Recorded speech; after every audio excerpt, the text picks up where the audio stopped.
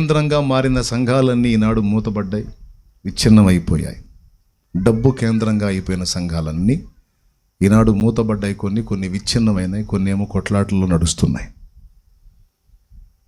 నేను చేసిన, నా బిడ్డలకు నేర్పిన, డబ్బు కేంద్రంగా కాకుండా దేవుడే కేంద్రంగా పరిచర్య చేయాలి అనేది నేను నేర్చుకున్నా. నా బిడ్డలకు అదే నేర్పుతున్నా. దేవుడు డబ్బును తెచ్చి ఇవ్వగలడు, కానీ డబ్బు దేవుడిని తెచ్చి ఇవ్వలేదు. ఏం చెప్పాను మళ్ళీ చెప్పండి. దేవుడు ధనాన్ని ఇవ్వగలడు, కానీ ధనం దేవుడిని ఇవ్వలేదు. ధనాపేక్ష సమస్తమైన కీడులకు మూలం అన్నాడు. బ్రతకడానికి డబ్బు అవసరం, కానీ బ్రతుకే డబ్బు కాదు. బ్రతుకంతా డబ్బే కాదు, బ్రతకడానికి డబ్బు అవసరం. కానీ కొన్ని జీవితాలు ఎలా ఉన్నాయంటే డబ్బే జీవితం అన్నట్టుగా బ్రతుకుతున్నారు. కానీ నాకు దేవుడిచ్చిన ఈ పరిచర్యలో దేవుడే కేంద్రం. కాబట్టి ప్రార్థన చేయండి. మీరు ఏ సంఘానికి వెళ్ళనటువంటి స్థితిలో ఉంటే దేవుణ్ణి ఈ మధ్యనే తెలుసుకుంటే చక్కగా ఆదివారపు ఆరాధనలో ఇక్కడ తండ్రి సన్నిధిలో పాలుపంపులు పొందొచ్చు. లేదు, మీరు ఒక మంచి ఆత్మ కలిగిన సంఘం, మంచి ఆత్మీయ నాయకుడిని కలిగిన సంఘానికి చెందిన వాళ్ళైతే తప్పకుండా మీ ఆత్మీయ నాయకుడిని వదలకుండా వెంటాడండి. అర్థమైందా? సంఘాలను జడగొట్టడానికి ఇక్కడ కూటం పెట్టాల, సంఘాలను జడగొట్టడానికి ఈ పరిచర్య పెట్టాల. ఒక్కొక్క ఆత్మని అన్ని జనుల్ని రక్షణలోకి నడిపించడానికి, రెడ్ ఇండియన్ల మధ్యలోనికి డేవిడ్ బ్రైనార్డ్, భయంకరమైన మనుషుల మధ్యలోనికి డేవిడ్ బ్రైనార్డ్ వెళ్ళి ఒక్కొక్క ఆత్మని క్రీస్తు కొరకు సంపాదించడానికి తన జీవితమంతా పెట్టి ఆయన కన్ను మూసే నాటికి 100 మందిని కూడా సంపాదించాల.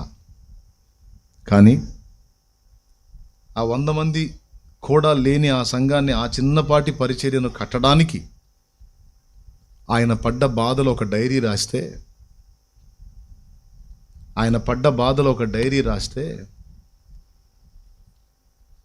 ఆయన చనిపోయిన తర్వాత, ఆయన ప్రభు దగ్గరికి వెళ్ళిన తర్వాత ఆ డైరీని జోనాథన్ ఎడ్వర్డ్స్ అనే ఆయన దాన్ని ప్రజల్లోకి తీసుకొస్తే అది చదివి దాని చేత ప్రభావితుడై విలియం కేరీ ఇండియాకు వచ్చి ఇండియాలో సేవ చేశాడని చెప్పి David Brainerd diary back side రాసింది. ఆ డైరీ చదివి డేవిడ్ లివింగ్స్టన్ అనే ఆయన చైనా, దక్షిణాఫ్రికా ప్రాంతాలకు వెళ్ళి ఉద్యమాన్ని తీసుకొచ్చాడు. డైరీ రాసినోడేమో సంపాదించిన వాళ్ళు 100 మంది కూడా లేరు. కానీ ఆ పట్టబడిన కొద్ది మంది ఆత్మలకే తన జీవితాన్ని అంకితం చేసేసాడు. అక్కడే తన తనువు చాలించాడు. నేనైనా నా ఆత్మీయ బిడ్డలకైనా నేర్పిందదే, నేర్చుకుందదే. ఒక ప్రాంతానికి మేము వస్తే ఆ ప్రాంతంలో ఉన్నటువంటి ఆత్మల రక్షణ కోసం మా జీవితం అంకితం. అది కుగ్రామమైనా, అది చిన్న గ్రామమైనా, పెద్ద పట్టణమైనా, మారుమూల ప్రదేశమైనా, అందులోనే ఆ ప్రజల రక్షణ కోసమే ఈ జీవితం అంకితం. అవసరమైతే అక్కడ చాకిరీ చేసుకుంటా, కష్టం చేసుకుంటా బ్రతుకుతాం, దేవుని ప్రకటిస్తాం. ఆత్మలు రక్షించబడితే వాళ్ళ కోసం డేవిడ్ బ్రైనార్డ్ ఆ 100 మంది కూడా లేని సంఘానికి తన బ్రతుకంతా వెచ్చించినట్టు దేవుడు మాకిచ్చిన భారాన్ని బట్టి ఆ ప్రాంత ప్రజల్లో కొందరినైనా రక్షించడానికి ఒక నిండు జీవితం, నిండు కుటుంబం అంకితం. నేను చెప్పింది స్పష్టంగా మీకు అర్థమైందా? కాబట్టి ఆల్రెడీ కష్టపడి సంఘాలు కట్టిన దైవజనుల పరిచర్యలు పాడు చేసేది తండ్రి సన్నిధి ఉద్దేశం కాదు. వాళ్ళకున్న భారాన్ని బట్టి దైవజనులు ఇక్కడ సేవ చేస్తారు. నేను వెళ్ళిన ప్రదేశాల్లో కొన్ని సంఘాలు ఉన్నాయి. అయినా నాకు కొంతమంది ఆత్మల్ని ఇచ్చాడు దేవుడు. వారిని ఆధారం చేసుకొని నా ఆత్మీయ బిడ్డల్ని పంపి మరికొంతమంది అన్యజనుల్ని రక్షించాలనే ఆరాటంతోనే ఈ పరిచర్యలు.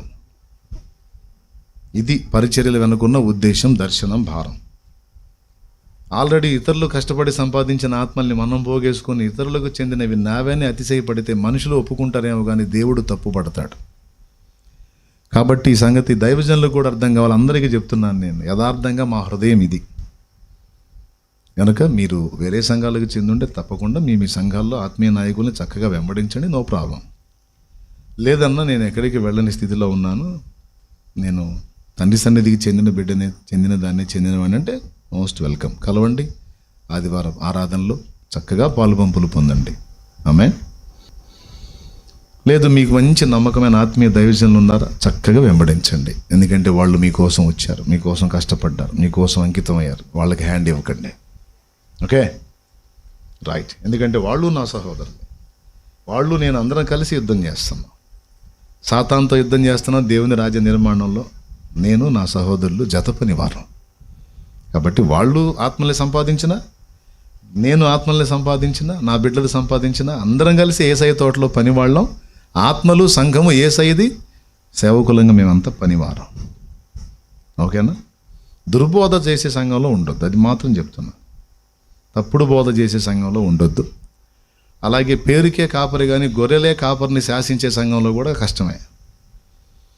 కొన్ని సంఘాల్లో విశ్వాసులే పాస్టర్ గారిని కంట్రోల్ చేస్తుంటారు. ప్రసంగం ఎంతసేపు చెప్పాలో వాళ్ళే చెబుతారు. అర్థమైందా? మందిరం ఓపెనింగ్కి డ్యాన్స్ పార్టీ పెట్టి పాస్టర్ గారి చేత ప్రార్థన చేయించేవాళ్ళు ఉన్నారు. దేనికి? డ్యాన్స్ పార్టీ మొదలవుతుంది, ఏడున్నా పాస్టర్ గారు ప్రార్థన చేయండి.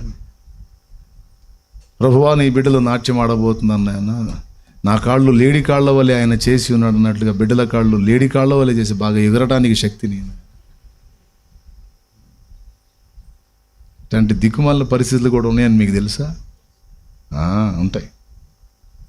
కాబట్టి అట్లాగా గొర్రెలే కాపరిని కూసో అంటే కూసోని, లే అంటే లేచే సంఘాలు ఇక అంతే. అది దేవుని సంఘం లెక్కలోకి రాదు. అది దేవుని సంఘం, దాని క్రమం ఏంటంటే కాపరి